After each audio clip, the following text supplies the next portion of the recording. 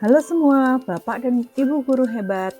Perkenalkan, saya Natalia Oskarisa, calon guru penggerak Angkatan 7 dari TK Betani School Salatiga. Kali ini, saya ingin memaparkan tugas ruang kolaborasi sesi 2 dari modul 2.1, memenuhi kebutuhan murid melalui pembelajaran berdiferensiasi. Tugas ini merupakan tugas kelompok bersama rekan-rekan hebat saya, Reti Rismawati, Dadang Bagus Sancaka, Natalia Setiawati Brutarigan, Dewi Kurniawati, dan saya sendiri, Natalia Oskarisa. Di sini, saya didampingi oleh Bapak Muhammad Kusdi sebagai fasilitator dan Ibu Sri Widodo Puji Lestari sebagai pengajar praktik. Kita mulai saja ya. Pembelajaran berdiferensiasi adalah serangkaian keputusan masuk akal atau common sense yang dibuat oleh guru yang berorientasi kepada kebutuhan murid. Lalu, apa kebutuhan belajar murid? Pertama, kesiapan belajar. Kedua, minat belajar. Dan yang ketiga adalah profil belajar. Terdapat 3 strategi pembelajaran berdiferensiasi, yaitu diferensiasi konten, diferensiasi proses, dan diferensiasi produk. Kemudian, sebagai penilaian atau assessment, menggunakan assessment for learning, assessment of learning, dan assessment as learning. Di tugas kali ini, saya memilih menganalisis skenario pembelajaran yang mengimplementasikan pembelajaran berdiferensiasi yang beragam di TK. Skenario situasi di Taman Kanak-kanak. Ibu Ceria adalah guru TKA. Walaupun dalam masa pandemi, ia tetap ingin memastikan murid-muridnya terfasilitasi dengan baik 6 aspek perkembangannya. Salah satunya adalah aspek perkembangan kognitif. Hari ini, Bu Ceria ingin murid-muridnya memperdalam pemahaman mereka tentang konsep korespondensi satu-satu. Kemarin, sebenarnya ia telah memperkenalkan materi ini juga. Namun saat ia melakukan tanya jawab singkat, ia masih melihat 4 murid memiliki pemahaman yang baik tentang hal ini. Oleh karena itu, hari ini Bu Ceria telah mengatur pembelajarannya sebagai berikut. Pertama, ia akan mengadakan pertemuan daring melalui Zoom dengan semua murid-muridnya selama 30 menit di pagi hari.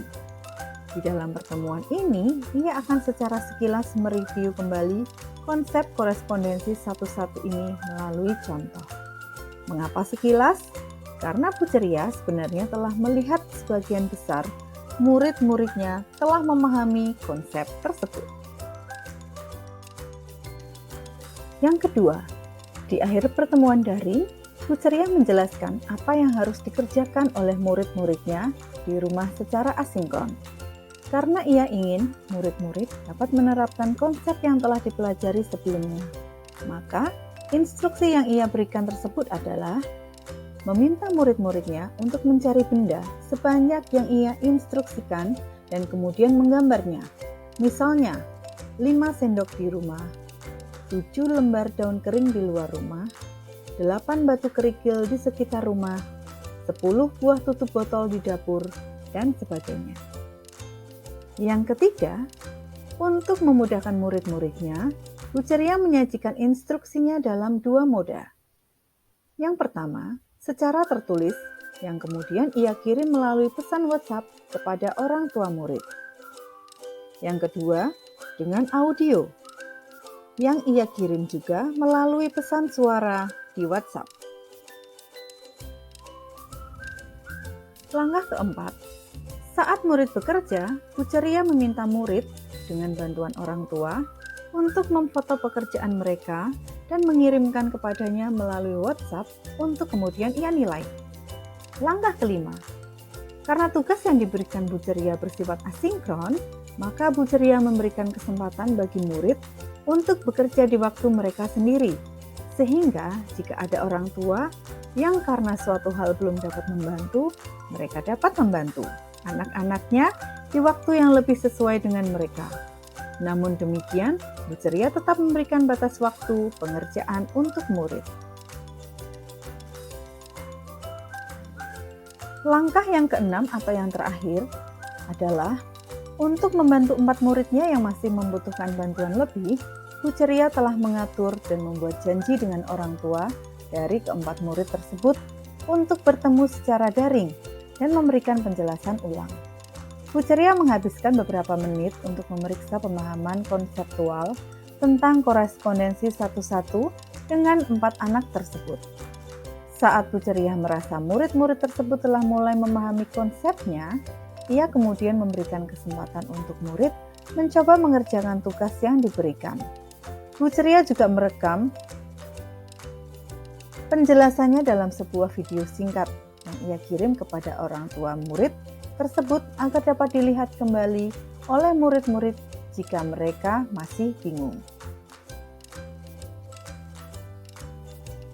Beberapa pertanyaan yang muncul adalah: 1. Kebutuhan belajar murid yang berusaha dipenuhi oleh guru tersebut adalah kesiapan belajar, minat belajar, dan profil belajar. Lalu, bagaimana cara guru menentukan kebutuhan belajar muridnya? Simak selanjutnya. Melalui kesiapan belajar. Di awal pembelajaran, guru yang telah mengobservasi hingga telah memahami kesiapan belajar anak. Sebagian besar telah memahami materi, dan ada 4 anak yang masih perlu pendampingan. Guru memberikan kegiatan yang bervariasi menyesuaikan kesiapan belajar anak. Dengan mereview singkat untuk sebagian besar anak yang telah memahami dan pendampingan secara daring untuk anak yang belum memahami.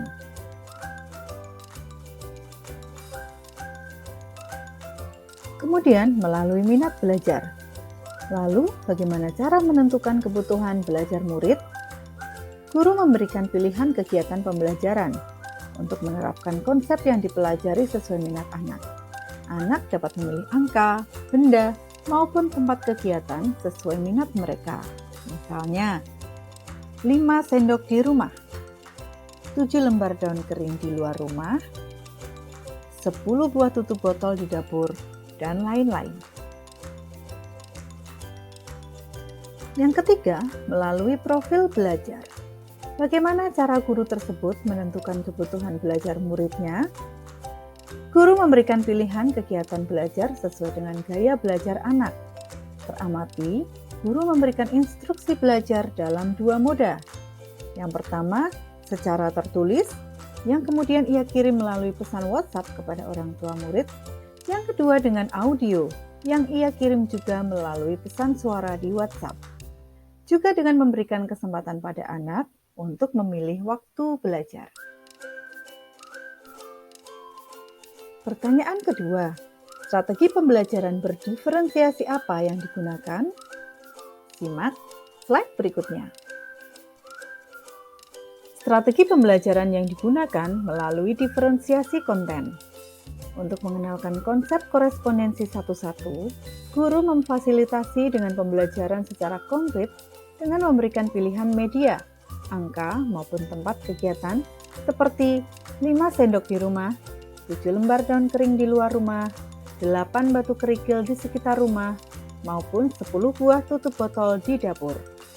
Dalam diferensiasi konten, berdasar pilihan belajar, guru menggunakan 2 moda, yaitu secara daring selama 30 menit untuk semua anak, dan tambahan secara luring dengan memberikan video pembelajaran untuk anak yang belum memahami. Dengan menggunakan diferensiasi proses, guru mengembangkan kegiatan yang bervariasi yang mengakomodasi gaya belajar dengan menyediakan 2 moda. Kemudian, memvariasikan lama waktu dalam menyelesaikan tugas dan membuat agenda individual sesuai dengan kesiapan belajar anak atau memberikan pendampingan secara daring. Selanjutnya, strategi pembelajaran berdiferensi apa yang digunakan? Nah, kali ini menggunakan diferensiasi produk. Guru memberikan murid pilihan bagaimana mereka dapat mengekspresikan pembelajaran yang diinginkan Contohnya, mencari benda sebanyak yang diinstruksikan dan kemudian menggambarnya.